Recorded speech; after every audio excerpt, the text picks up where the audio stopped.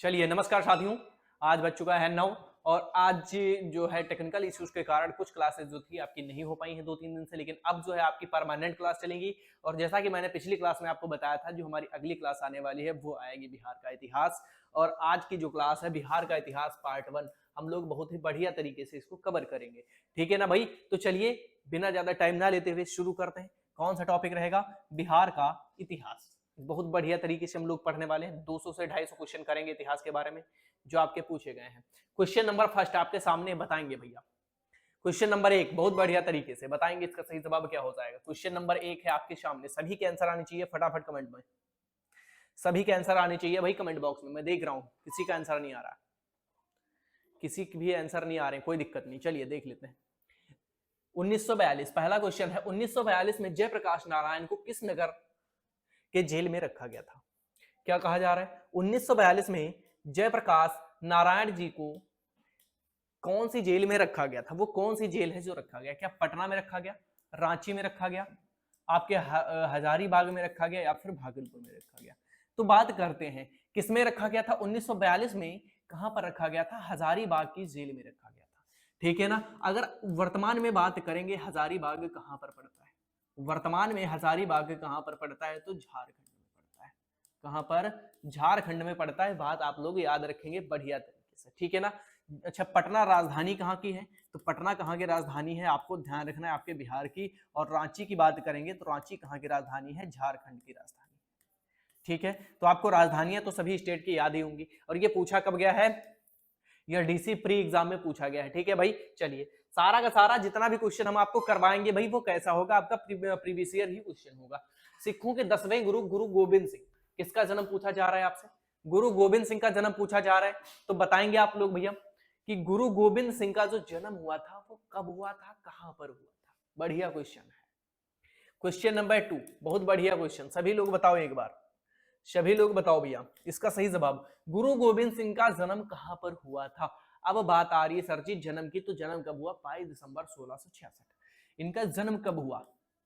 बात किसकी की जा रही है? जन्म की जा रही है। तो ध्यान रखेंगे कब हुआ था, तो आपको ध्यान रखना है जन्म हुआ था भाई 22 दिसंबर, 22 दिसंबर 1666 को। कब? 22 दिसंबर 1666। बात याद रखेंगे, इनका जन्म हुआ था 22 दिसंबर 1666। अगर बात करेंगे कहां पर, तो ये जन्म कहां पर होता है? आपका पटना के अंदर इनका जन्म हो जाता है। ठीक है ना? अब बात करते हैं कि गुरु गोविंद सिंह जी के जो पिता थे उनका नाम क्या था? बताएंगे क्या आप? इनके पिता का नाम क्या था? तो आपको ध्यान रखना भाई, इनके पिता का नाम था गुरु तेग बहादुर। नाम क्या था? गुरु तेग बहादुर। ठीक है ना? गुरु तेग बहादुर। ठीक है, बात यहां पर क्लियर है? ये दोनों चीजें आपकी क्लियर है? कोई दिक्कत है? नहीं दिक्कत होगी। चलिए अच्छा, पानीपत की बात आ गई है तो यहां पर पानीपत के युद्ध देख लेते हैं कब कब हुए थे। पानीपत की बात है तो युद्ध देख लेते हैं। पहला युद्ध कब होता है? 1526 में, पानीपत का प्रथम युद्ध। ठीक है ना? प्रथम युद्ध होता है। फिर दूसरा कब होता है? 1556। 1556 में कौन सा होता है? द्वितीय युद्ध। द्वितीय युद्ध। और यहीं पर अगर बात करेंगे, ठीक है ना, यहां पर बात करेंगे किसकी? 1761। यहां पर अगर 1761 की बात करते हैं तो यहां पर कौन सा युद्ध होता है? तृतीय युद्ध होता है। तो ये डेट भी आपको याद रखनी है क्योंकि आपके एग्जाम में भी पूछा जा सकता है। चलिए नेक्स्ट क्वेश्चन। सबसे अंत में कौन सी घटना हुई? बताएंगे अगला क्वेश्चन। क्वेश्चन नंबर 3, सबसे बाद की घटना कौन सी है? बताओ भाई इसमें सबसे बाद की घटना कौन सी है? सभी लोग बता दो भाई फटाफट, सबसे बाद की घटना कौन सी है? तो बात करेंगे चंद्रगुप्त मौर्य का राज्याभिषेक। तो चंद्रगुप्त मौर्य का राज्याभिषेक कब होता है? 321 ईसा पूर्व। कब होता है भाई? 321 ईसा पूर्व। ठीक है ना? बात ध्यान रखनी है। चंद्रगुप्त मौर्य का कब होता है? 321 ईसा पूर्व में। अशोक का राज्याभिषेक अगर आपसे पूछा जाता है, अगर अशोक का राज्याभिषेक पूछा जाता है तो आप क्या बता रहे होंगे? 277। क्या? 277 ईसा पूर्व बता रहे होंगे बहुत बढ़िया तरीके से। ठीक है ना? 277 ईसा पूर्व बता रहे होंगे। एक मिनट,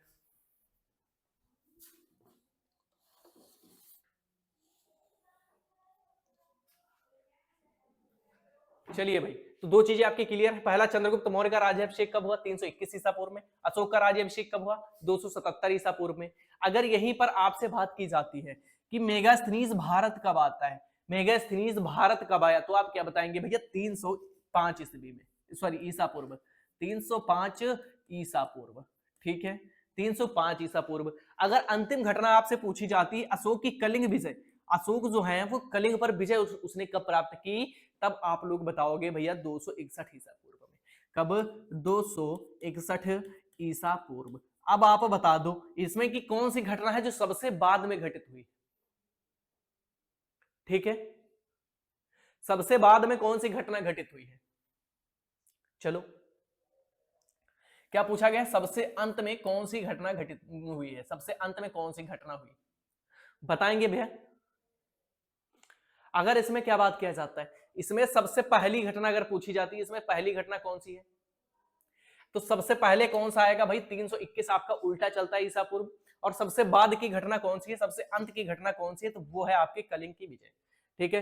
तो पूछा क्या गया है, सबसे अंतिम घटना कौन सी है, तो अंतिम घटना इनमें से कौन सी है, सबसे बाद की घटना 261 क्या है भाई, आपका अशोक की कलिंग विजय। ऑप्शन नंबर जो है आपका डी बिल्कुल राइट हो जाएगा, कोई दिक्कत नहीं है, ठीक है, ऑप्शन नंबर डी आपका राइट हो जाएगा। अगर पूछता पहली घटना, अगर पूछता पहली घटना, तो जो चंद्रगुप्त राज्याभिषेक है ये क्या है, इसमें से पहली घटना है, ठीक है, ये बातें आपको याद रखनी है। नेक्स्ट क्वेश्चन अगला, आजाद दस्ता बिहार में किस आंदोलन के दौरान सक्रिय रहा, क्वेश्चन नंबर 4।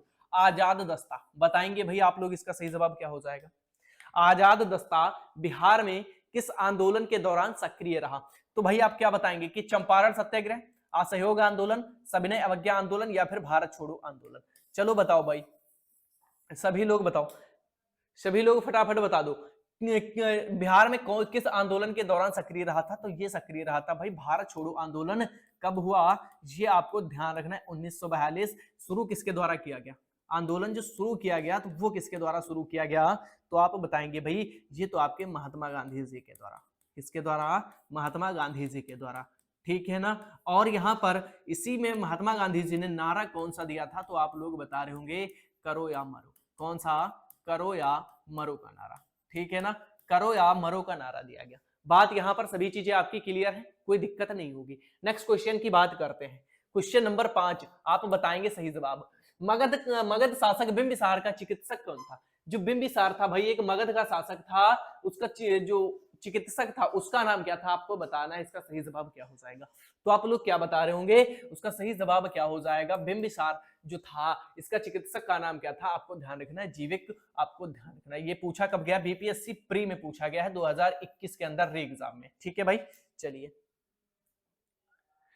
बिहार में तुर्क सत्ता का वास्तविक संस्थापक कौन है, तुर्क सत्ता का, तुर्क शासन, बिहार के अंदर तुर्क शासन का वास्तविक संस्थापक किसे माना जाता है, बताओ भाई, सभी के कमेंट में आंसर आनी चाहिए भाई, अभी तक किसी का नहीं आया है, सभी लोग बता दो एक बार, किसको माना जाता है, क्या आपके मलिक हुसामुद्दीन को माना जाता है, इब्न बख्तियार खिलजी को माना जाता है, इब्राहिम को माना जाता है, या फिर दरिया खां नुहानी को माना जाता है, तो आप लोग क्या बताएंगे, तुर्क सत्ता का वास्तविक संस्थापक बिहार के अंदर किसको, इब्न बख्तियार खिलजी, ठीक है ना। ये किसका था, किस शासक, किस वंश का शासक था, तो खिलजी वंश, ठीक है ना, आपको ध्यान रखना है।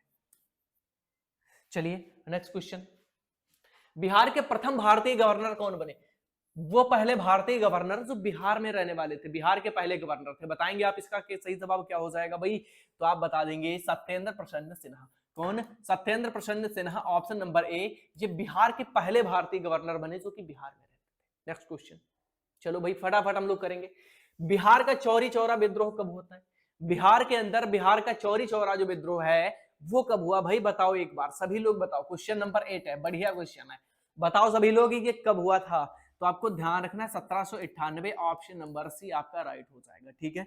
नेक्स्ट क्वेश्चन, सारा का सारा प्रीवियस ईयर क्वेश्चन कर रहे हैं हम लोग, बाकी नहीं कर रहे, इस समय जो हम लोग क्वेश्चन कर रहे हैं वो भाई री एग्जाम 2021 के क्वेश्चन है, ठीक है ना, ये आपके एग्जाम में फिर से पूछे जा सकते हैं।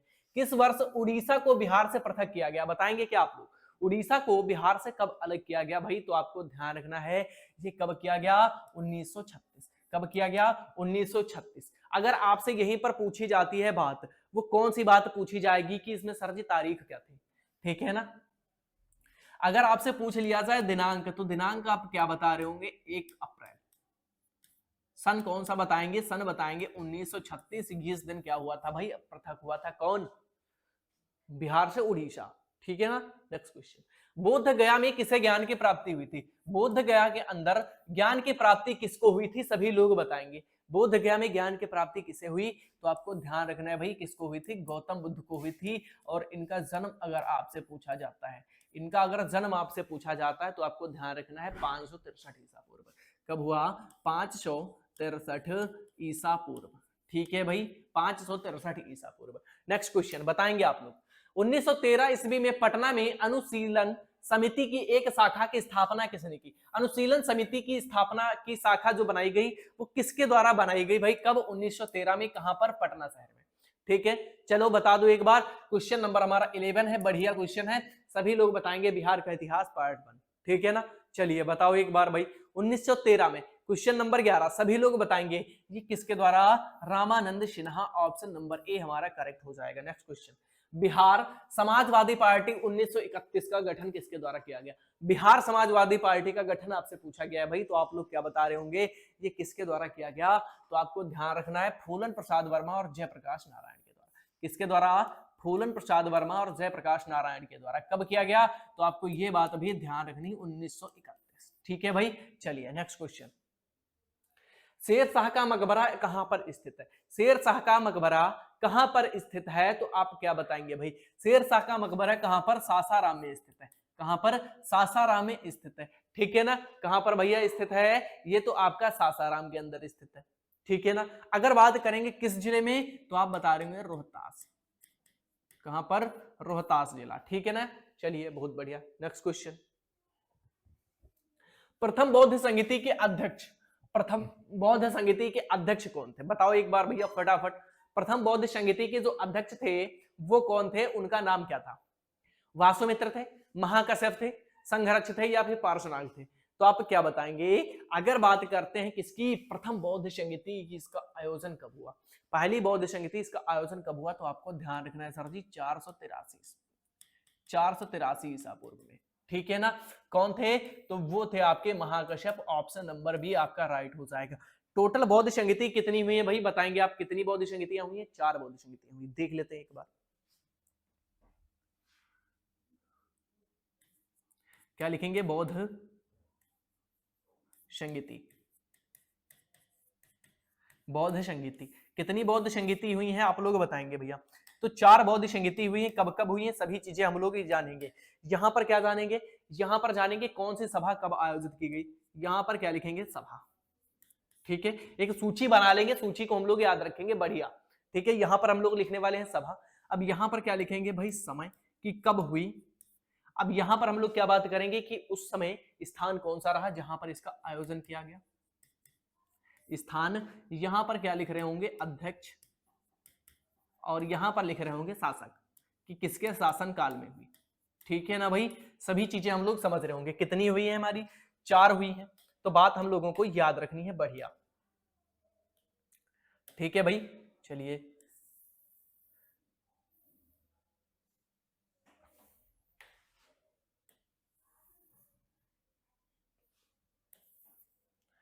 ठीक है ना, आप लोगों को देख लेना, कोई दिक्कत नहीं है। टेढ़ी लाइन हो गई है, कोई दिक्कत नहीं, लाइन टेढ़ी है तो इसमें कोई दिक्कत नहीं होनी चाहिए। ठीक है भाई, चलिए शुरू करते हैं। अब यहां पर बात करते हैं प्रथम बौद्ध संगीति। किसकी बात करेंगे? प्रथम बौद्ध संगीति की। प्रथम बौद्ध संगीति हमने अभी आपको बताया भैया 483 ईसा पूर्व में। कहां पर? 483 ईसा पूर्व में पहली बौद्ध संगीति। अगर यहीं पर आपसे एक बात पूछी जाती है, सर जी इसका स्थान कौन सा, तो आपको ध्यान रखना है राजगृह। स्थान कौन सा था? राजगृह या फिर राजगीर, या फिर राजगीर। ठीक है, अध्यक्ष कौन थे? तो आपको बात रखनी है ध्यान, महाकश्यप। ठीक है, कौन? महाकश्यप। और शासक अगर पूछा जाता है तो शासक आपको बता देना है पहली बौद्ध संगीति के समय कौन था? अजात शत्रु। कौन भैया? अजात शत्रु। अजात शत्रु। ठीक है, बात यहां पर क्लियर। अगला पॉइंट बात करते हैं हम लोग। पहला पॉइंट हमारी पहली बौद्ध संगीति समाप्त होती है। दूसरी बौद्ध संगीति लिख देंगे दूसरे पेन से, ताकि आप लोगों को दिक्कत नहीं होनी चाहिए। ठीक है ना, द्वितीय बौद्ध संगीति। द्वितीय की अगर बात करेंगे, द्वितीय बौद्ध संगीति हमारी कब होती है? 383 ईसा पूर्व में भैया, 383 ईसा पूर्व। ठीक है, ये कहां पर होती है?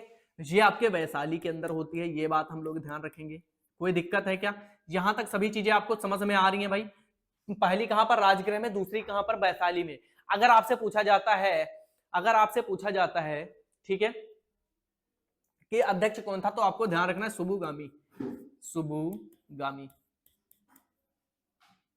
शुभुगामी, ठीक है। अगर शासक की बात करते हैं तो शासक आपको ध्यान रखना है भैया कालाशोक, शासक याद रखना है कालाशोक, ठीक है भाई। चलिए, दो हमारी समाप्त है। तीसरी बौद्ध संगीति की बात करते हैं, तीसरी भी आपको याद रखनी है भैया, क्योंकि आपकी तीसरी भी आपके एग्जाम में पूछी जाने वाली है। तृतीय बौद्ध संगीति,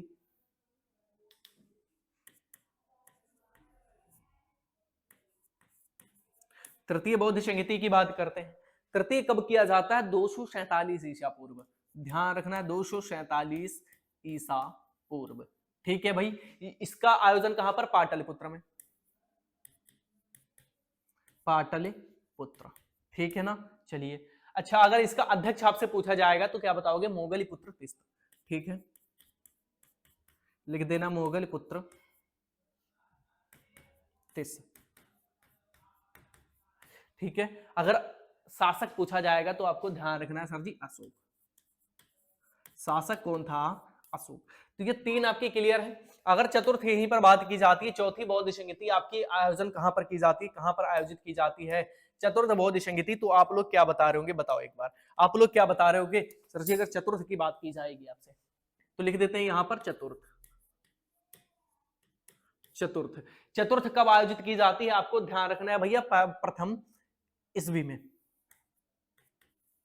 ठीक है ना, प्रथम ईस्वी। अब यहां पर आपसे पूछा जाएगा कहां पर, तो आपको ध्यान रखना है कुंडल वन, कुंडल वन।